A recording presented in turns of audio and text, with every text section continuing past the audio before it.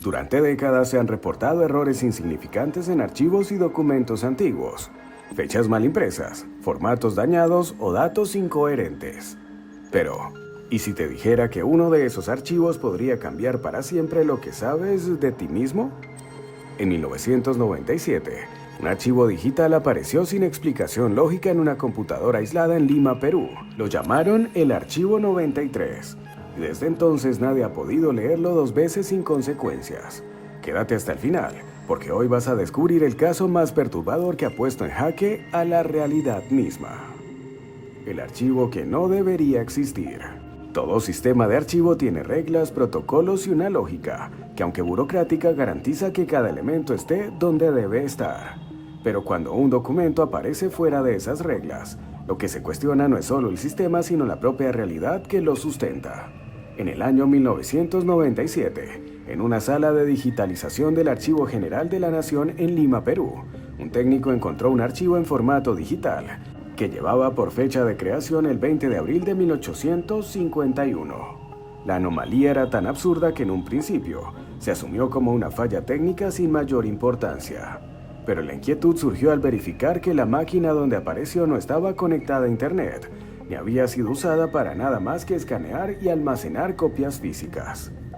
¿Cómo llegó allí un archivo digital con una fecha anterior a la invención de los sistemas electrónicos? ¿Quién lo creó y más aún, con qué propósito? Lo desconcertante no era solo su existencia, sino el hecho de que esa existencia desafiaba toda noción de temporalidad y lógica tecnológica. La primera lectura y la huida sin retorno. Días después del hallazgo, un segundo técnico logró acceder al contenido del documento. No hay registro claro de lo que leyó, pero sus acciones posteriores bastan para intuir que no fue una experiencia cualquiera. Pidió su renuncia inmediata y desapareció de la ciudad sin dejar rastro. Lo más impactante fue que años después, su identidad fue rastreada hasta una pequeña localidad en Bolivia, donde vivía bajo otro nombre y sin memoria de su vida pasada.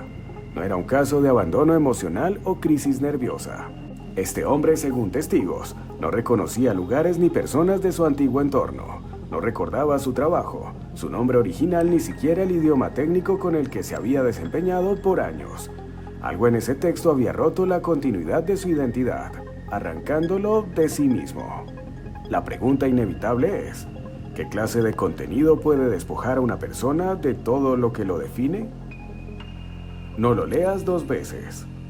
Hay advertencias que uno puede ignorar, otras que generan duda, y algunas que, aunque absurdas, se clavan como un eco en la conciencia. En la parte superior del archivo, una frase destacaba en un tono oficial pero inexplicablemente amenazante. Este archivo no puede ser leído dos veces. Si lo haces, lo olvidarás o dejarás de ser tú. No es solo una advertencia, es casi un mecanismo de defensa, como si el archivo supiera que su contenido es incompatible con la estabilidad cognitiva de alguien que lo lee. Lo más extraño es que quienes han intentado leerlo nuevamente, ya sea en su formato original o en copias transcritas, aseguran que el texto no permanece igual, cambia sutilmente. Testimonios que no coinciden pero que comparten la misma locura. En 2007, un grupo de psiquiatras forenses en Chile reunió testimonios de 14 personas que aseguraban haber leído el llamado Documento 93. Sus relatos eran profundamente dispares. Algunos decían haber leído instrucciones gubernamentales en un lenguaje arcaico.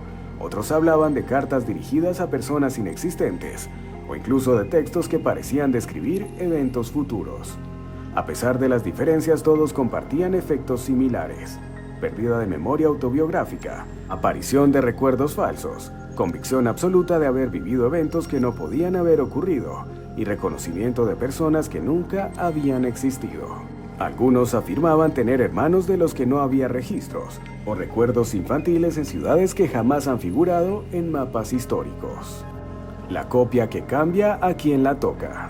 En el año 2018, se reveló que una versión impresa del documento fue confiscada por autoridades internacionales y almacenada en una bóveda compartida por varias agencias. Esta copia, aparentemente inofensiva, incluía un detalle escalofriante. Al final del texto, una firma escrita a mano. Lo inquietante es que esa firma correspondía al último lector del archivo, a pesar de que el documento había sido impreso antes de que esa persona lo leyera. Análisis forenses confirmaron que la tinta era posterior a la impresión, pero nadie supo cómo había llegado allí. ¿Es posible que el archivo tuviera la capacidad de registrar a su lector? O peor aún, ¿de marcarlo?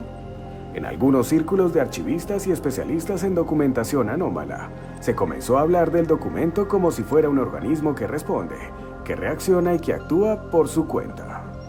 Un archivo que usa tu mente como vehículo. Julián Guerrero, un investigador independiente, propuso una hipótesis inquietante. Según sus estudios, el documento 93 no sería un archivo como lo entendemos normalmente. No ocuparía espacio físico, no estaría limitado por dispositivos ni por medios de almacenamiento. Sería un constructo de información que utiliza la mente del lector como su contenedor real. En otras palabras, el archivo existiría en la conciencia. Una vez leído, no se guarda en discos ni en papel, sino que se implanta en la estructura mental de quien lo percibe. Desde ahí se replica, se transforma y puede incluso alterar los recuerdos preexistentes. Es información viva, parasitaria, que convierte al lector en su nuevo medio de reproducción. Esta teoría explicaría por qué las copias varían, por qué el contenido nunca es igual para todos y por qué releerlo produce efectos tan devastadores. ¿Espejo o trampa cognitiva? Clara Aguilar, una periodista española, afirmó en 2021 haber tenido acceso al texto completo. Su testimonio fue inicialmente descartado como exageración o estrategia de autopromoción, hasta que cámaras de seguridad mostraron comportamientos difíciles de explicar. Tras leer el archivo, Clara olvidó el rostro de su hijo, no reconocía su domicilio y afirmaba vivir en el año 1948. Lo más perturbador fue que intentó abordar un avión con un billete de tren que databa de mediados del siglo XX. Aparentemente había asumido una nueva identidad anclada en otro tiempo. Para algunos este caso fue la prueba definitiva de que el documento no solo altera la memoria, sino también la percepción de la temporalidad. No es solo un archivo que afecta lo que recuerdas, es uno que puede hacerte vivir en un tiempo que ya no existe o que nunca existió. El archivo 93 es una construcción mental, una prueba fallida de control documental o algo aún más complejo. Su existencia desafía toda lógica institucional, pero su efecto parece repetirse con precisión matemática. Un documento que no puedes leer dos veces sin pagar un precio. ¿Estamos ante una anomalía tecnológica o una entidad informativa que desafía el concepto mismo de identidad? Tal vez lo más prudente no sea preguntarse qué contiene, sino preguntarse por qué te atrae tanto descubrirlo. Un archivo digital con fecha imposible, consecuencias mentales devastadoras y una advertencia clara. No puede ser leído dos veces. ¿Y si realmente este documento fuera una trampa para nuestra conciencia? ¿Estás preparado para descubrir quién eres realmente? ¿O quién podrías dejar de ser? Déjanos tu comentario en la parte de abajo. ¿Te atreverías a leerlo si lo tuvieras frente a ti? Y no olvides suscribirte y activar la campana de notificaciones para más casos como este. Nos vemos en la próxima ocasión, si es que todavía recuerdas quién eres.